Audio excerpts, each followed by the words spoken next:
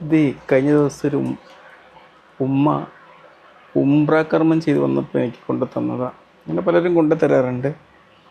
ഞാൻ വിചാരിച്ചു ഇതൊരു വെള്ളമാണ്, സംസം വെള്ളം എന്ന് പറയും. ഈ വെള്ളം ഞാൻ കുടിക്കുമ്പം ഇതിൻ്റെ ഒരു പുണ്യം എന്ന് പറയുന്നത് ഇതിൻ്റെ ചരിത്രം തന്നെയാണ്. നമ്മൾ ദൈവവിശ്വാസം കഴിഞ്ഞ ദിവസം ഐശ്വര്യ റായി ഒരു പ്രഭാഷണം നടത്തി. ഒരു ലോക ദൈവിക കൺസെപ്റ്റിൻ്റെ ഒരു വലിയൊരു കാര്യമാണ് അവർ പറഞ്ഞത്.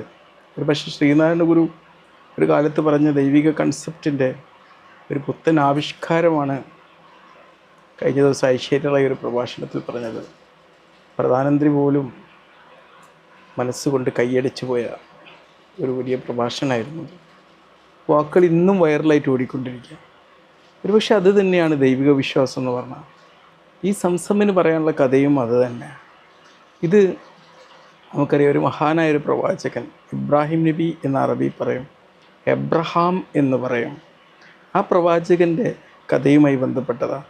നമ്മൾ ഓരോ മതത്തിനെയും ഓരോ കാലഘട്ടത്തിനനുസരിച്ചുള്ള ഓരോ പ്രവാചകന്മാരിലേക്ക് വ്യാഖ്യാനിക്കപ്പെടുമ്പോൾ നമ്മൾ അതിൻ്റെ ഒരു ടോട്ടൽ റൂട്ട് നമ്മൾ മനസ്സിലാക്കുന്നില്ല.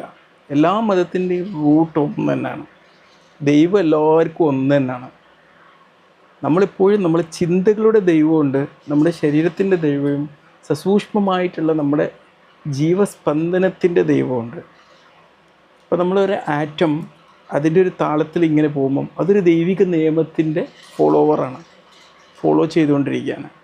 ഒരു ദൈവത്തിനുള്ള വേർഷിപ്പാണ് അതിൻ്റെ ആ സ്പന്ദനം എന്ന് പറഞ്ഞാൽ. നമ്മൾ ബ്രീത്തിങ് അതൊരു ദൈവത്തിനുള്ള സമർപ്പണമാണ്. അതെല്ലാവർക്കും ഒന്നാണ്. മനുഷ്യ ശരീരങ്ങൾക്കെല്ലാം ഒരു ദൈവമേ ഉള്ളൂ, ഒരു മതമേ ഉള്ളൂ, ഒരു ശ്വാസമേ ഉള്ളൂ. അത് സ്നേഹം തന്നെയാണ്, അതിൽ സംശയമൊന്നുമില്ല.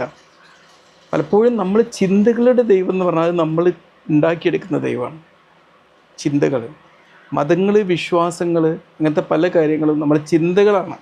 ചിന്തകൾ എന്ന് പറഞ്ഞാൽ അതൊരു നൈമിഷികമായിട്ടുള്ളൊരു ഫോഗുകൾ മാത്രമാണ്. അത് മനുഷ്യ ജീവിതത്തിൻ്റെ ചെറിയൊരു പാർട്ട് മാത്രമാണ്. കോടാനുകോടി വ്യാപ്തിയുള്ളൊരു മനുഷ്യൻ്റെ ജീവിതത്തിലെ ചെറിയൊരു പാർട്ട് മാത്രമാണ് അവൻ്റെ ചിന്തകൾ.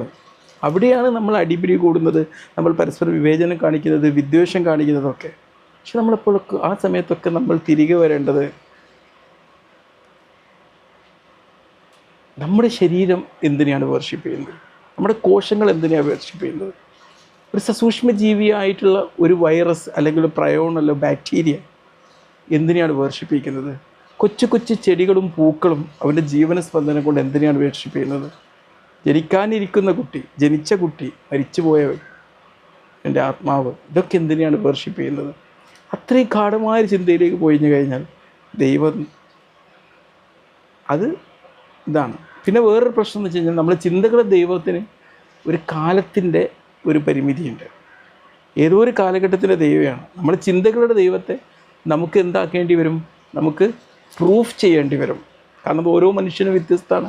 ഓരോ മനുഷ്യനും പല സ്റ്റോറികൾക്കനുസരിച്ച് ഉണ്ടാക്കിയെടുക്കണം ദൈവത്തിന്.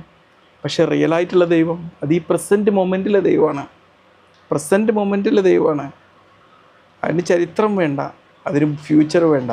ഈ മൊമെൻറ്റിലെ ആസ്വാദനമാണ്, അല്ലെങ്കിൽ ഈ മൊമെൻറ്റിലെ സ്നേഹമാണ്. നമ്മൾ സ്നേഹിക്കുന്നു, നമ്മൾ മറ്റുള്ളവർക്ക് കരുണ ചെയ്യുന്നു, നന്മ ചെയ്യുന്നു, പ്രവൃത്തികൾ ചെയ്യുന്നു. ആ ദൈവം നമ്മളിലൂടെ ആക്ട് ചെയ്യപ്പെടുന്നു. ആ അനുഭവമാണ് നമുക്കുണ്ടാവേണ്ടത്. സംസമനും അതന്നെ പറയാനുള്ളത്. നമ്മൾ ചിന്തകളുടെ കാഴ്ചപ്പാടുകൾ ദൈവത്തിന് വേണ്ടി പരസ്പരം തർക്കിക്കുന്നു. ദൈവം ഞങ്ങളതാണ്, ഇങ്ങനെയാണ്, പല ഭാഷകളിലൊക്കെ പറഞ്ഞുകൊണ്ട് അതിനെ ഒരു ചട്ടക്കൂടിലാക്കാൻ നോക്കുമ്പം ഈ നിമിഷത്തിലെ ദൈവം എന്ന് പറഞ്ഞാൽ അത് നമ്മൾ ജീവനിനേക്കാളും അടുത്താണ്. ആർട്ടിഫിഷ്യൽ ഇൻ്റലിജൻസ് ഈ കാലഘട്ടത്തിൽ വന്നിട്ടുണ്ടെങ്കിൽ അത് മനുഷ്യൻ്റെ ചിന്തകളുടെ പരിവർത്തനങ്ങൾ ഉണ്ടാക്കിയിട്ട് ദൈവമാണ് അതിവിടെ അവതരിപ്പിക്കുന്നത്. ആ ദൈവത്തിന് ഈ ഒരു കാലഘട്ടത്തിൽ നൽകാനുള്ള ഗിഫ്റ്റാണത്. ഇനിയും പരിവർത്തനങ്ങൾ സംഭവിച്ചുകൊണ്ടേയിരിക്കും മനുഷ്യന്. ആ സമയത്ത് ദൈവം പല ഗിഫ്റ്റുകളും മനുഷ്യനിൽ ഉണ്ടാക്കിക്കൊണ്ടിരിക്കും. നമ്മുടെ ചിന്താശേഷി അതിനുവേണ്ടിയാണ് നമ്മൾ ഉപയോഗിക്കേണ്ടത്. ദൈവം കാലഘട്ടത്തിനനുസരിച്ച് തരുന്ന ഇതുപോലുള്ള ഗിഫ്റ്റുകൾ അത് മാക്സിമം യൂട്ടിലൈസ് ചെയ്യാനാണ് നമ്മൾ പഠിക്കേണ്ടത്. ഇതിൽ ഐക്യമുണ്ട്, ഈ സംസമിൽ ഐക്യമുണ്ട്. മഹാനായ പ്രവാചകൻ ഇബ്രാഹിം അത് ഒരു ദൈവത്തിൻ്റെ ദൂതനാണ്. എത്രയോ വർഷങ്ങൾക്ക് മുമ്പ് ജീവിച്ചു പോയൊരു ദൈവത്തിൻ്റെ ദൂതനാണ്. ഇന്ന് മക്കയിലൊക്കെ കാണുന്ന കഅബയൊക്കെ പണിതത് ഈ പ്രവാചകനാണെന്നാണ് വിശ്വാസം. ഇതിനൊരു കഥയുണ്ട്. കാരുണ്യവാനായ ദൈവത്തിലേക്ക് കരുണ നിറഞ്ഞ മനസ്സുമായി, പട്ടിണി നിറഞ്ഞ മനസ്സുമായി അവരുടെ പ്രിയതമ പ്രാർത്ഥിച്ചപ്പം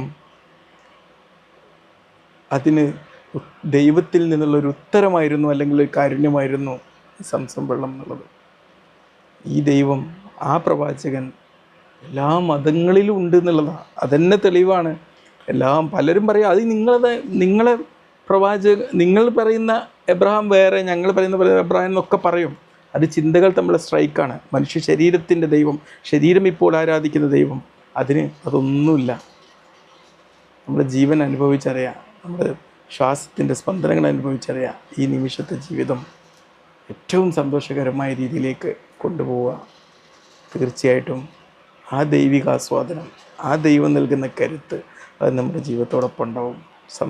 എനിക്ക് നൽകിയ പാഠം.